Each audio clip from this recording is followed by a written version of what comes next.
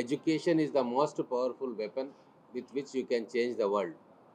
ఇది Nelson Mandela గారు అన్నారు. అది ఎప్పుడు కూడా నా చెవులలో మారుమోగుతూ ఉంటుంది. భారతదేశంలో అభివృద్ధి, అసలైన అభివృద్ధి రావాలంటే మన పిల్లలు నాణ్యమైన విద్యను వాళ్ళకు అందిస్తే తప్ప అది సాధ్యం కాదు. మనం కొత్తగా రాష్ట్రం ఏర్పాటు చేసుకున్నాం. అన్ని వనరులు మన తెలంగాణ రాష్ట్రానికి ఉన్నాయి. కానీ మన పిల్లలు ఇంకా విద్యలో వెనకబడిపోతూ ఉన్నారు. ముఖ్యంగా గ్రామీణ ప్రాంత విద్యార్థులు హైదరాబాద్ లాంటి నగరాల విద్యార్థులతోటి పోటీ పడలేకపోతూ ఉన్నారు. ఒక ఆత్మన్యూన్యత భావంతో వాళ్ళు ఎంత టాలెంట్ ఉన్నా కూడా వెనకనే ఉంటున్న సందర్భం చూసినాం. అందుకే ముఖ్యంగా వలసల జిల్లాగా పేరుగాంచిన మన మహబూబ్నగర్ జిల్లా, ఇక్కడ పిల్లల్లో టాలెంట్ ఉన్నా కూడా మంచి అవకాశాలు లేక వాళ్ళు జీవితంలో ముందుకు పోలేకపోతూ ఉన్నారు. ఇటువంటి సందర్భంలో నేను ఎమ్మెల్యే అయిన తర్వాత గౌరవ ముఖ్యమంత్రి గారితో కూడా నా ఆలోచనలు పంచుకున్న తర్వాత మహబూబ్ నగర్ను ఎడ్యుకేషన్ హబ్గా తీర్చిదిద్దాలన్న నిర్ణయం తీసుకున్నాం. అందుకు అనుగుణంగానే మొదలు యూజీసీ తోటి 100 కోట్ల రూపాయలు తీసుకొచ్చి పాలమూరు యూనివర్సిటీలో ఆ యూనివర్సిటీ అభివృద్ధి కోసం, అలాగే అక్కడ ఇంజనీరింగ్ కాలేజు, లా కాలేజీను మొదలు శాంక్షన్ చేయించుకున్నాం.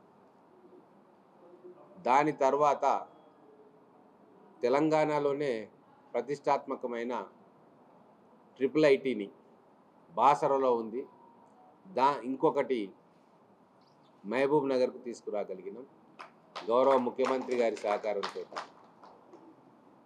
అలాగే ఇప్పుడు ఇంకొక ఇంజనీరింగ్ కాలేజ్ మళ్ళీ మన మదీనా ఎడ్యుకేషనల్ సొసైటీకి మన ముఖ్యమంత్రి గారి సహకారంతో తీసుకురాగలిగినాం.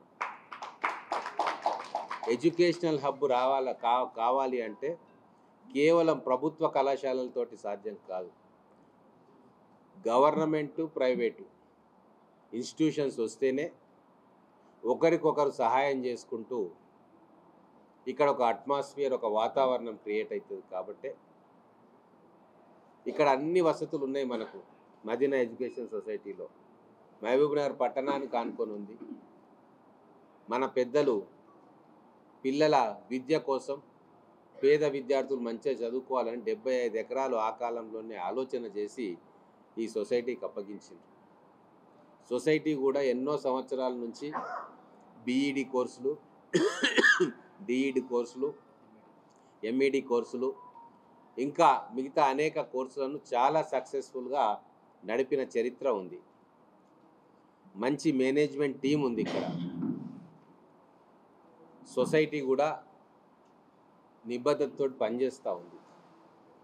ఇవన్నీ చూసిన తర్వాత మన మహబూబ్ నగర్ పట్టణంలో ఉన్న పేద విద్యార్థుల కోసం, ముఖ్యంగా మైనారిటీ పిల్లల కోసం, వాళ్ళు ఎడ్యుకేషన్లో వెనుకబడి ఉన్నారు కాబట్టి వాళ్ళందరికీ మంచి ఎడ్యుకేషన్ ఇవ్వాలా, టెక్నికల్ కోర్సెస్ కూడా ఇక్కడికి తీసుకురావాలన్న ఉద్దేశంతో నా ఆలోచన వాళ్ళకు చెప్పడం జరిగింది. సొసైటీ ప్రెసిడెంట్ గారు, జనరల్ సెక్రటరీ గారు, మిగతా సభ్యులకు వాళ్ళు వెంబడే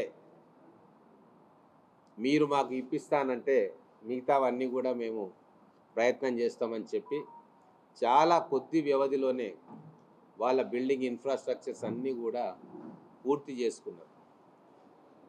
జేఎన్టీయూ టీం వచ్చినాక కూడా నేను కూడా ప్రత్యేకంగా వాళ్ళతోటి కూర్చున్నా. వాళ్ళు కూడా ఫేవరబుల్ రిపోర్ట్ రాశారు. దాని తర్వాత ఎడ్యుకేషన్ డిపార్ట్మెంట్లో కూడా అందరికీ కూడా చెప్పి ఒప్పించడం జరిగింది. వాస్తవంగా ఈ సంవత్సరంలో ముఖ్యమంత్రి గారు కొత్త ఇంజనీరింగ్ కాలేజీలు ఇవ్వద్దు అని చెప్పి నిర్ణయం తీసుకున్నారు. ఇప్పటికే ఇంజనీరింగ్ సీట్లు ఎక్కువైపోయినాయి, ఖాళీగా ఉన్నాయి, కొత్త ఇంజనీరింగ్ కాలేజీలు ఎట్లా అని చెప్తే వారికి ఎక్స్ప్లెయిన్ చేయడం జరిగింది. రూరల్ ఇంజనీరింగ్ కాలేజెస్ పెరిగితే తప్ప మన గ్రామీణ గవర్నమెంట్ స్కూళ్ళల్లో చదివే పేద విద్యార్థులకు మనం ఎడ్యుకేషన్ ఇవ్వలేము. ప్రతి ఒక్కరు కూడా హైదరాబాద్కు రాలేరు. వచ్చిన హైదరాబాదులో విద్యను భరించే స్తోమత వాళ్ళకు ఉండదు. మీరు ఏదైతే స్కిల్ యూనివర్సిటీని పెట్టారో, మన పిల్లలకు అత్యద్భుతంగా వాళ్ళకు స్కిల్ ట్రైనింగ్ ఇవ్వాలనుకుంటున్నారో వాటన్నిటిని కూడా మనం గ్రామీణ ప్రాంతాల్లో ఇవ్వాలి అంటే ఇక్కడ ఇంజనీరింగ్ కాలేజీ పెట్టాలి అని చెప్పి వారితోటి డిస్కస్ చేయడం జరిగింది. ముఖ్యంగా మహబూబ్ నగర్ ప్రాంతంలో ఈ వలసలను ఆపాలి, ఇక్కడ ఉన్న పిల్లలకు మంచి చదువు చెప్పించాలన్న ఉద్దేశంతో ముఖ్యమంత్రి గారు కూడా ఒప్పుకున్న తర్వాత మనకు చాలామంది మిత్రులు కూడా ఇక్కడ ఉండాలి అని చెప్పి తోడ్పాటు అందించింది. ముఖ్యంగా మన గౌరవ ముఖ్యమంత్రి రేవంత్ రెడ్డి గారికి హృదయపూర్వకంగా ప్రత్యేకమైన ధన్యవాదాలు తెలుపుకుంటా ఉన్నా. వారు ఏ విజన్ తోటి తెలంగాణ రాష్ట్రంలో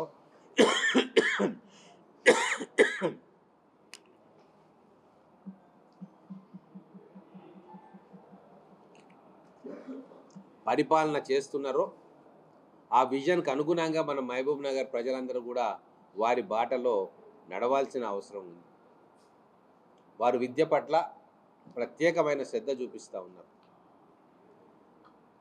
100 ఇంటిగ్రేటెడ్ స్కూల్స్కి ఆర్డర్ ఇచ్చిండు, కన్స్ట్రక్షన్ జరుగుతూ ఉంది.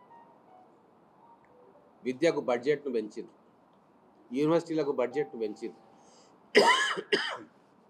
స్కూళ్ళను బాగు చేసుకుంటున్నారు, స్పోర్ట్స్ యూనివర్సిటీని తీసుకొస్తున్నారు, కాలేజీలలో పోస్టులను శాంక్షన్ చేస్తున్నారు, 11,000 మంది టీచర్స్ రిక్రూట్మెంట్ చేస్తూ ఉన్నారు. ఇట్లా ఎక్కడెక్కడైతే మా దృష్టికి వచ్చిన విషయాలు వారికి చెప్తా ఉన్నామో అక్కడ ఇమ్మీడియట్గా యాక్షన్ తీసుకుంటాం. అందుకే ఇప్పటి నుంచి తెలంగాణ విద్యా తెలంగాణగా మారబోతూ ఉంది. చదువుకోవాలన్న కోరిక గల ప్రతి తెలంగాణ బిడ్డకు నాణ్యమైన విద్య, అది టెక్నికల్ కోర్సు కావచ్చు, జనరల్ కోర్సు కావచ్చు, వాళ్ళకి ఇష్టం ఉన్న ఏ సబ్జెక్ట్స్ అయినా కావచ్చు, వాళ్ళు ఉంటున్న ప్రదేశానికి దగ్గరలోనే అటువంటి సౌకర్యం వాళ్ళకు కలగజేయాలని చెప్పి కృతనిశ్చయంతో మేమందరం కూడా ఉన్నాం. ముఖ్యంగా ఈ సంవత్సర కాలంలోనే మన అదృష్టం మన పాలమూరు బిడ్డ ముఖ్యమంత్రిగా ఉండడం అనేది మన అదృష్టం. మన మహబూబ్ నగర్ పట్టణం రాత మారడానికే భగవంతుడు రేవంత్ రెడ్డి గారిని ముఖ్యమంత్రి పీఠం మీద కూర్చోబెట్టిందని నేను అనుకుంటా ఉన్నా. ఎందుకంటే ఈ ఒక్క సంవత్సరంలోనే మన మహబూబ్ నగర్కు యూనివర్సిటీలో ఇంజనీరింగ్ కాలేజ్, లా కాలేజ్ వచ్చింది, IIITలో ఇంజనీరింగ్ కాలేజ్ వచ్చింది, ఇక్కడ మళ్ళీ జీకే ఇన్స్టిట్యూట్ ఆఫ్ ఇంజనీరింగ్ అని చెప్పి ఇక్కడ కూడా మదీనా ఎడ్యుకేషన్ సొసైటీలో ఇంజనీరింగ్ కాలేజ్ వచ్చింది. అంతేకాదు కొస్గిలో ఒక ఇంజనీరింగ్ కాలేజ్ వచ్చింది, అక్కడ ఒక మెడికల్ కాలేజ్ వచ్చింది, కొడంగల్లో వెటర్నరీ కాలేజ్ వచ్చింది. అంటే ఇక్కడ నుంచి జస్ట్ 60 కిలోమీటర్లు మాత్రం. ఇట్లా మన ఉమ్మడి పాలమూరు జిల్లాలో ఎక్కడ ఏ ఇన్స్టిట్యూట్ కావాలన్నా కూడా ముఖ్యమంత్రి గారు శాంక్షన్ చేస్తూ ఉన్నారు. ఒక ప్రత్యేకమైన దృష్టి పాలమూరు మీద పెట్టిండ్రు. మనం అందరం కూడా నమ్మకంతో వారిని ఆశీర్వదించినందుకు, వారు ముఖ్యమంత్రి అయినందుకు ఆ రుణాన్ని మన ముఖ్యమంత్రి గారు తీర్చుకుంటా ఉన్నారు. ఇక్కడ ఈ మేనేజ్మెంట్ సభ్యులకు నేను ఒకటే కోరుతా ఉన్నా, నిజంగా ఆ రోజు గులాం గౌస్కరీ గారు ఒక గొప్ప ఆలోచన చేసి మనకి ఇక్కడ ఈ విశాలమైన ప్రాంగణాన్ని మనకి ఇచ్చిండ్రు సొసైటీకి. దీన్ని మనం సద్వినియోగం చేసుకోవాలి. ఈ ఇంజనీరింగ్ కాలేజ్ అనేది ఒక మొదటి అడుగు మాత్రమే. దీన్ని రాబోయే 10 సంవత్సరాల్లో ఒక విశ్వవిద్యాలయంగా మార్చుకోవాలి అనే ఒక లక్ష్యంతో మీరందరూ కూడా కలిసి పనిచేయాలి. 10,000 మంది పిల్లలు ఇక్కడ చదువుకోవాలి. వాళ్ళ జీవితంలో స్థిరపడడానికి కావాల్సిన అన్ని చదువులు కూడా మన మహబూబ్ నగర్ జిల్లా బిడ్డలు ఇక్కడ చదువుకోవాలి. ఇక్కడ కేవలం మైనారిటీ వాళ్ళకే కాదు, అందరికీ కూడా విద్య ఇక్కడ నేర్పబడాలి. మెజారిటీగా మైనారిటీ పిల్లలు వచ్చినా కోటా ప్రకారంగా ఇతర వాళ్ళు కూడా, ఇతర విద్యార్థులు కూడా ఇక్కడికి రావచ్చు. కొన్ని కోర్సుల్లో ఓపెన్ ఇది కూడా ఉంటాయి. కాబట్టి అన్ని టెక్నికల్ కోర్సెస్ కూడా మనం ఇక్కడ పెట్టుకోవాలి. ఇప్పుడు 4 కోర్సులు మనకు వచ్చినాయి కంప్యూటర్ సైన్స్కి సంబంధించినవి. వచ్చే సంవత్సరం మనం మెకానికల్, సివిల్ కోర్సెస్ కూడా తీసుకోవాలి, కోర్ ఇంజనీరింగ్ కూడా మనం తీసుకోవాలి. దాని తర్వాత పిల్లలకు ఉద్యోగ అవకాశాలు వచ్చే చాలా టెక్నికల్ కోర్సెస్, యానిమేషన్స్, గ్రాఫిక్స్, తర్వాత లైఫ్ సైన్సెస్, బయోటెక్నాలజీ, ఇటువంటివన్నీ కూడా మనం ఆలోచన చేసి మన ఇక్కడ ఈ ప్రాంతంలో, ఈ ప్రాంగణంలో మనం పెట్టుకోవాలి. నేను ఒకటే వారిని కోరుతా ఉన్నా, మంచి పిల్లలు తయారు కావాలంటే మనకు మంచి స్టాఫ్ ఉండాలి. ఎక్కడ కూడా పక్షపాతానికి పోయో తెలిసిన వాళ్ళు ఉన్నారని చెప్పి టీచర్స్ రిక్రూట్మెంట్లో, ప్రొఫెసర్స్ రిక్రూట్మెంట్లో మీరు కేవలం మెరిట్కే ప్రాధాన్యత ఇస్తే ఈ కాలేజు విశ్వవిద్యాలయం కావడానికి ఎంత సమయం పట్టదు. మీరు జామియా మిలియా ఇస్లామియా యూనివర్సిటీ ఉంది ఢిల్లీలో, 1920వ సంవత్సరంలో పెట్టింది. అలీగఢ్లో స్థాపించి దాన్ని ఢిల్లీకి తీసుకొచ్చింది. అది ఈరోజు దేశంలోనే నెంబర్ 3 యూనివర్సిటీ. NIRF అని ర్యాంకింగ్ ఇస్తుంది దేశంలో యూనివర్సిటీలలో, గవర్నమెంట్ ర్యాంకింగే. దాంట్లో దేశంలో ఉన్న విశ్వవిద్యాలయాల్లో నెంబర్ 3 ర్యాంకింగ్ అది జామియా మిలియా ఇస్లామియా యూనివర్సిటీ. ఆ మోడల్లో మనం ఇక్కడ కోర్సెస్ కావచ్చు, మన లెక్చరర్స్ కావచ్చు, ప్రొఫెసర్స్ కావచ్చు, ఆ మోడల్లో మనం పనిచేయాలని చెప్పి మనందరం కూడా గట్టి సంకల్పం తీసుకోవాలి. ఒకసారి మీరందరూ కూడా వీలైతే ఆ జామియా మిలియా ఇస్లామియా యూనివర్సిటీకి వెళ్ళి చూడండి. అక్కడ ఉన్న కోర్సెస్ మీద ఎక్స్పర్ట్ కమిటీని వేసి అక్కడికి పంపించండి. ఒక మోడర్న్ ఎడ్యుకేషన్ సిస్టమ్ను మనం ఎట్లా తయారు చేసుకోవాలా, మన పిల్లలకు, మహబూబ్ నగర్ పిల్లలకు, చుట్టుముట్టు ప్రాంతాల పిల్లలకు ఎట్లా దాన్ని అందియాలి అని చెప్పి నిరంతరం అధ్యయనం చేయాల్సిన అవసరం ఉంది. ఇక్కడ స్కిల్ డెవలప్మెంట్ ట్రైనింగ్ సెంటర్స్ కూడా పెట్టుకోవాల్సిన అవసరం ఉంది. మొత్తం ఈ క్యాంపస్లో రాబోయే 5-6 సంవత్సరాల్లో కేవలం ఇంజనీరింగ్ విద్యార్థులే నాకు తెలిసి 3000 మంది ఉంటారు. ఒక 5 సంవత్సరాల తర్వాత కేవలం ఇంజనీరింగ్ చదువుకునే విద్యార్థులే 3000 మంది మినిమం ఉంటారు. దాని తర్వాత వచ్చే కోర్సెస్లో ఇంకా 1000 మంది విద్యార్థులు వస్తారు. మొత్తం ఒక 10,000 మంది విద్యార్థులను మీరు ఇక్కడ మంచిగా తయారు చేసుకునే స్కోప్ ఉంది. కాబట్టి కాంప్రిహెన్సివ్ ప్లాన్ మీరు తయారు చేసుకోండి. మొత్తం మీకున్న ల్యాండ్ బ్యాంక్ ఎక్కడ ఉంది, ఏ బిల్డింగ్స్ ఎక్కడెక్కడ రావాలా, రేపు భవిష్యత్తులో ఎటువంటి కోర్సెస్ ఉండాలి, హాస్టల్ బిల్డింగ్స్ ఎక్కడ ఉండాలి, స్పోర్ట్స్ గ్రౌండ్స్ ఎక్కడ ఉండాలి, ల్యాబొరేటరీస్ ఎక్కడ ఉండాలి, ఇవన్నీ కూడా మీరు ఎక్స్పర్ట్ కమిటీస్ తోటి కూర్చొని అనుభవం ఉన్న వాళ్ళని తీసుకొచ్చుకోండి. రిటైర్డ్ ప్రొఫెసర్స్ చాలామంది ఉన్నారు హైదరాబాద్లో కానీ ఇక్కడ కానీ, వాళ్ళందరినీ కూడా కన్సల్టెంట్గానో లేకుంటే అడ్వైజర్స్గానో పెట్టుకోండి. ఇది భగవంతుడు మనకిచ్చిన అవకాశం. దీన్ని మనము చిన్న రాజకీయాలతోటి, వ్యక్తుల ఈగోలతోటి చంపుకోకూడదు, అవకాశాన్ని కోల్పోకూడదు. ఉదారంగా అందరినీ కూడా కలుపుకొని ఇది మహబూబ్ నగర్ ప్రజల ఆస్తిగా భావించి రేపు రాష్ట్రంలోనే మహబూబ్ నగర్లో ఇక్కడ మదీనా ఎడ్యుకేషన్ సొసైటీలో మేము చదువుకోవాలి అని చెప్పి 1000 మంది ఈ రాష్ట్రం నుంచి బయటి రాష్ట్రాల నుంచి వచ్చేటంతగా మన ఈ ఇన్స్టిట్యూషన్ని డెవలప్ చేసుకోవాలి.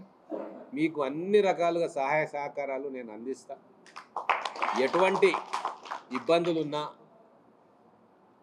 వాటిని అధిగమించే ప్రయత్నం మీతో పాటు కలిసి నేను చేస్తాను. నాకు అనిపిస్తూ ఉంది అద్భుతమైన ఇన్స్టిట్యూషన్ ఇక్కడ ఖచ్చితంగా రాబోయే 5 నుంచి 10 సంవత్సరాల్లో మనం డెవలప్ చేసుకోగలుగుతాం.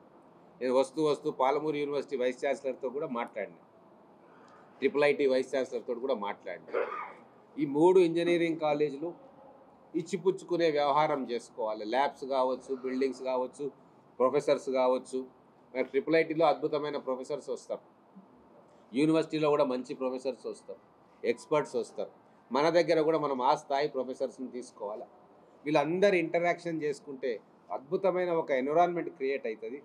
మహబూబ్ నగర్కు ఎడ్యుకేషనల్ హబ్గా చేసుకోవడానికి ఈ 3 సంస్థలు చాలా కీలకంగా మారుతాయి. కాబట్టే సంయమనంతో సహకారం, పరస్పర సహకారం చేసుకుంటూ మనం ఈ ఇన్స్టిట్యూట్ని ముందుకు తీసుకెళ్లాలని చెప్తూ, ముఖ్యంగా ఏదైతే ఇమ్తియాజ్ గారు, అహ్మద్ గారు, సజ్జాద్ గారు, మిగతా ఏదైతే మేనేజ్మెంట్ టీం ఉందో వాళ్ళు కూడా సిన్సియర్గా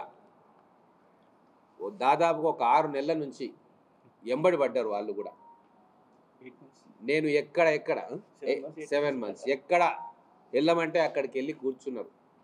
ఆఫీసర్ రాకుంటే గంటలు గంటలు అక్కడనే వెయిట్ చేసిండ్రు.